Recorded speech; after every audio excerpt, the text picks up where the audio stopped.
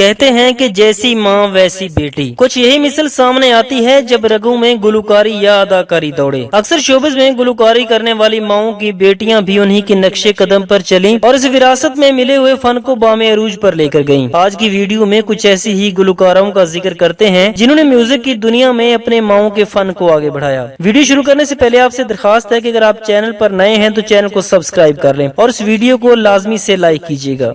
नूरजहां की बेटी जिले हुमा। सुरू की मलका तरन्नुम नूरजहां के बारे में सादत हसन मंटू ने लिखा है कि रफीक गजनवी एक रुमान पसंद इंसान था। रफीक गजनवी ने सादत हसन मंटू से नूरजहां का तारुफ करवाते हुए कहा था कि मंटू ये नूर है, नूरजहां है, सरूर जहां है। खुदा की कसम ऐसी आवाज पाई है कि अगर जन्नत की खुशलहान से खुशलहान हूर भी उसकी आवाज सुन ले तो उसे सिंदूर खिलाने जमीन पर उतर आए। सादत हसन मंटू के बकौल रफीक गजनवी नूरजहां पर शेफ्ता फरेफ्ता था और इससे इश्क लड़ा रहा था, मगर उसकी पेशा आंख देख न पाई और शौकत हुसैन रिजवी नूरजहां को ले उड़े। मगर शौकत हुसैन रिजवी के साथ उसकी अज़दवाजी जिंदगी कामयाबी से न चल सकी और तलाक हो गई। मैडम नूरजहां की छोटी बेटी जिले हुमा उनके बहुत करीब थी। जब मैडम नूरजहां की शौकत हुसैन रिजवी से अलहदगी हुई तो कोर्ट ने शाहनूर स्टूडियो के बदले जिले हुमा की कस्टडी मैडम के हवाले कर दी और यूं जिले हुमा अपनी वालदा के साथ कराची में रहने लगी। उन्हें बहुत छोटी उम्र में ही मौसीकी सीखने का शौक था, लेकिन वालदा ने इजाजत नहीं दी थी। फिर कम उम्री में ही उसकी शादी एक ज्वेलर से कर दी गई। जिले हुमा के पास 4 बच्चे पैदा हुए और फिर शौहर से अलहदगी हो गई। उन्होंने अपनी तलाक के बाद म्यूजिक को सीखा और अपनी वालदा के फन को आगे बढ़ाया।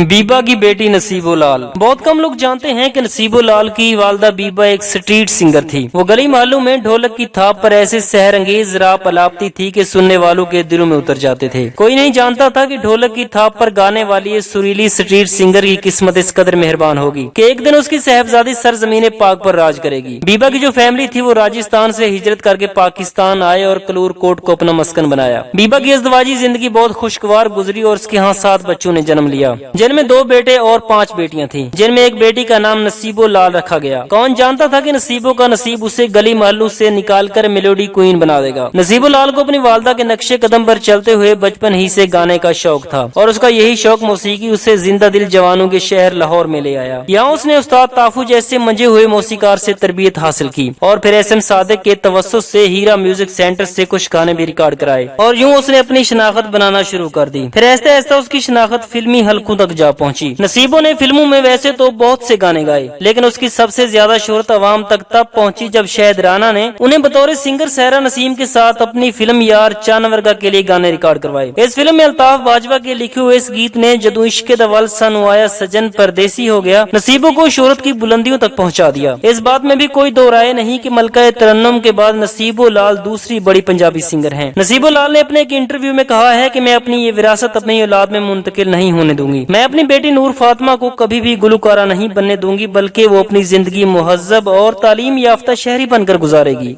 मलका पुखराज और उसकी बेटी तहरा सैयद। पाकिस्तान की मारूफ गुलकारा मलका पुखराज लोक और गजल गायक थीं। उनके 6 बच्चे थे, जिनमें तहरा सैयद सबसे छोटी थीं। वो कभी भी गुलकारी की तरफ नहीं आना चाहती थी, लेकिन मलका पुखराज की ख्वाहिश थी कि मेरी बेटी मेरी आवाज को लेकर आगे चले। तहरा सैयद की उम्र जब 12 साल की थी तो उसे मौसीकी की तरबियत दी गई और यूं माँ की जिद एक दिन तहरा सैयद का शौक बना और उन्होंने गायकी की दुनिया में बाकायदा कदम रख दिया।